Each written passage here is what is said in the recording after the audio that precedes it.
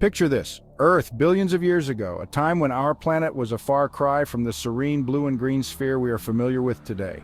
Not the blue and green oasis we know today. Instead, it was a barren, desolate landscape devoid of any signs of life or vegetation. Imagine a fiery, molten ball constantly bombarded by asteroids and comets. These celestial bodies relentlessly pounded the surface, creating a hellish environment.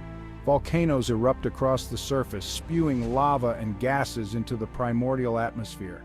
The air was thick with volcanic ash and toxic fumes, painting a picture of chaos and destruction. This is early Earth, a chaotic and violent world, far from hospitable to life as we know it. The landscape was constantly changing, shaped by the forces of nature in their most raw and untamed forms. But somewhere in this maelstrom, the seeds of life were being sown.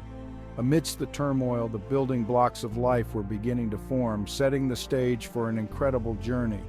The stage was set for a grand experiment, one that would ultimately give rise to every living thing on our planet, from the smallest bacteria to the towering redwoods.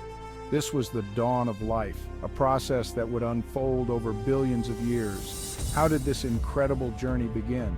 What were the first steps in the emergence of life on Earth? How did life emerge from this primordial soup of chemicals and energy?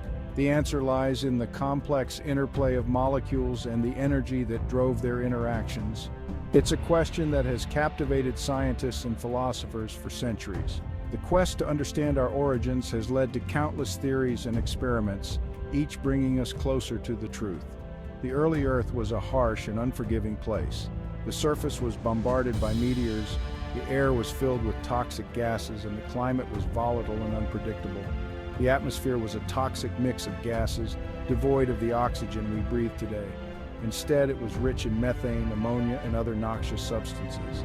Lightning crackled across the sky, and ultraviolet radiation from the young sun bathed the planet's surface.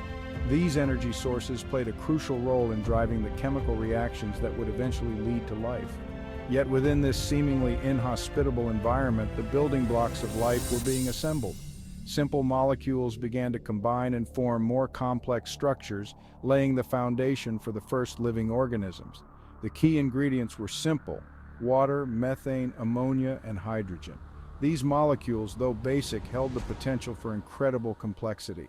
These molecules, bombarded by energy from lightning and the sun, began to interact in fascinating ways. The energy provided the spark needed to drive chemical reactions, leading to the formation of more complex molecules. Over eons, these simple molecules would give rise to the complex molecules that make up living organisms. This gradual process of increasing complexity set the stage for the emergence of life, a process that continues to fascinate and inspire us to this day. The early Earth's atmosphere was a far cry from the air we breathe today. It was a time when the planet was still young, and the conditions were vastly different from what we now consider hospitable. It was a swirling mixture of gases like methane, a gas that is highly flammable and toxic to most modern life forms. Alongside methane, there was ammonia, another toxic gas, water vapor, and carbon dioxide. These gases created a thick, hazy atmosphere that would have been unrecognizable to us. No free oxygen existed yet, making the environment toxic to most life forms we know today. The air was unbreathable, and the surface was barren and harsh, but this seemingly hostile atmosphere held the key to life's emergence. Despite its toxicity, it was a fertile ground for chemical reactions. Think of it like a giant chemistry lab where various elements and compounds were constantly interacting. The gases in the atmosphere were the reactants, constantly mixing and mingling in a chaotic dance. And the energy from lightning strikes and the sun's ultraviolet radiation acted as the catalyst, sparking reactions that would otherwise be impossible. Under these extreme conditions, the simple molecules in the atmosphere began to collide and react, forming new and more complex molecules. These collisions were not random. They were driven by the energy inputs from the environment. This process, happening over millions of years, led to the formation of organic molecules, the building blocks of life. These molecules included amino acids, nucleotides, and other essential components. These organic molecules, including amino acids, the building blocks of proteins, began to accumulate in the primordial oceans, forming a rich primordial soup. This soup was a nutrient-rich environment where further chemical reactions could take place.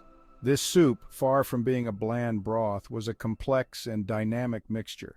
It was teeming with potential, a cauldron of chemical activity. It was in this rich environment that the first self-replicating molecules, the precursors to life, are thought to have emerged. These molecules had the unique ability to make copies of themselves, a crucial step towards the development of life. Over time, these self-replicating molecules became more complex, eventually leading to the formation of primitive cells. These cells were the ancestors of all life on Earth, marking the beginning of a long evolutionary journey. As these early life forms evolved, they began to interact with their environment in new ways, creating the first ecosystems. These ecosystems were simple but laid the foundation for the complex web of life that would follow. One of the most significant changes brought about by these early life forms was the production of oxygen. Through processes like photosynthesis, they began to transform the Earth's atmosphere, paving the way for the diverse life forms we see today. From these humble beginnings, life on Earth has flourished, leading to the rich biodiversity we now enjoy. The breath of a young planet set the stage for the incredible story of life. In the 1950s, two pioneering scientists, Stanley Miller and Harold Urey, embarked on a groundbreaking journey to recreate the primordial conditions of early Earth within the confines of a laboratory setting. Their ambitious experiment aimed to simulate the environment of our planet billions of years ago, a time when life as we know it had not yet emerged. Their goal was to investigate whether the fundamental building blocks of life could indeed arise from simple molecules under those ancient conditions. They hypothesized that the right combination of gases, energy, and time could potentially lead to the formation of organic compounds essential for life.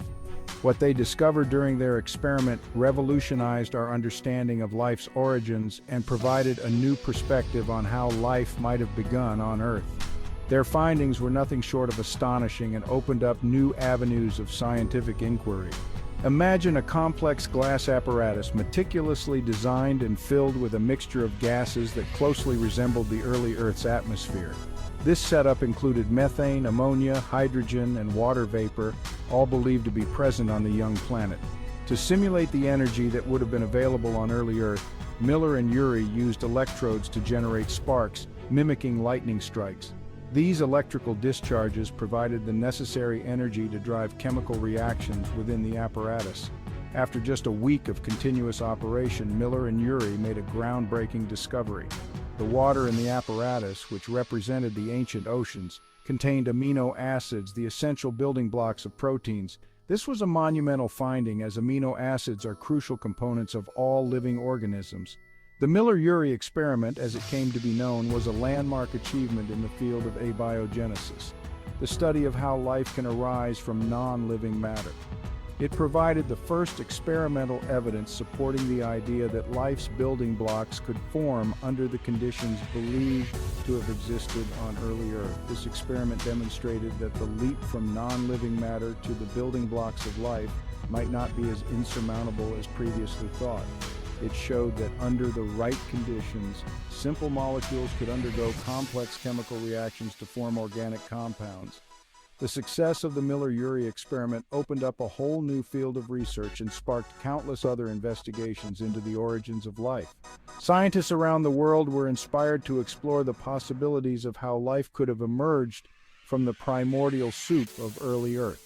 While the Miller-Urey experiment didn't create life itself, it demonstrated the plausibility of life's basic components forming under early Earth conditions. It provided a tangible example of how life's essential ingredients could come together in a prebiotic environment. The experiment showed that the transition from non-living matter to the building blocks of life might not be as insurmountable as previously thought. It highlighted the potential for simple chemical processes to give rise to the complex molecules necessary for life, offering a glimpse into the possible pathways that led to the emergence of life on our planet. Deep beneath the ocean's surface, hidden from sunlight and teeming with strange life forms, lie hydrothermal vents. These underwater geysers spew out superheated, mineral-rich water from the Earth's interior. And it's here, in these extreme environments, that some scientists believe life may have first emerged. Imagine a world without sunlight, where life draws energy not from the sun but from chemicals. That's the environment around hydrothermal vents. These vents release chemicals like hydrogen sulfide, which certain microorganisms can use as an energy source. This process, called chemosynthesis, forms the base of the food chain in these unique ecosystems. The conditions around hydrothermal vents, although extreme, provide a protected and energy-rich environment that could have fostered the emergence of life.